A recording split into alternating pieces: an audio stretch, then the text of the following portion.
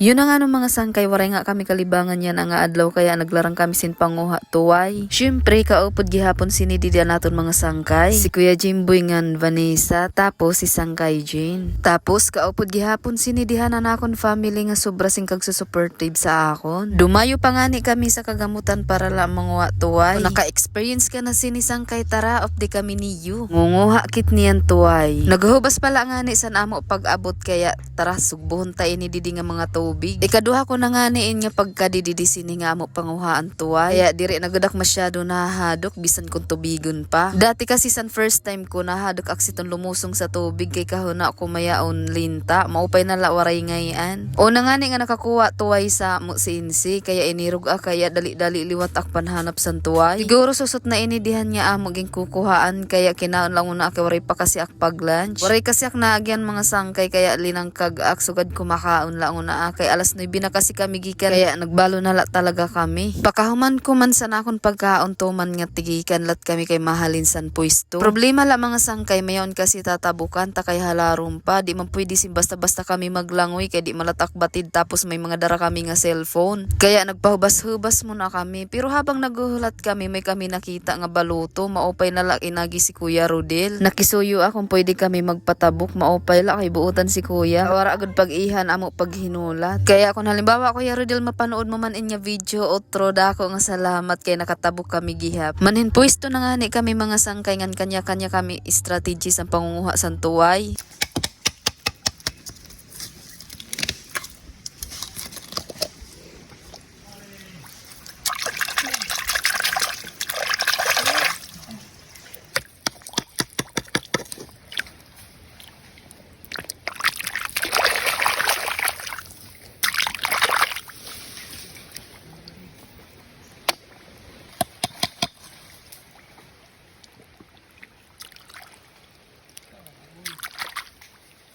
Grabe mga sangkay, matanglay talaga sugad sit pag ginadisgadis kaya minsan pag mahumok man laan lapak ako na talaga ging kakamot. An kurilaw ga mga sangkay nagpipinan nga rapkap kasantuway danay ka nakakasamdasin mga magtarom kaya diri na iwasan nga magkadugi o kaya naman masama dan imo kamot.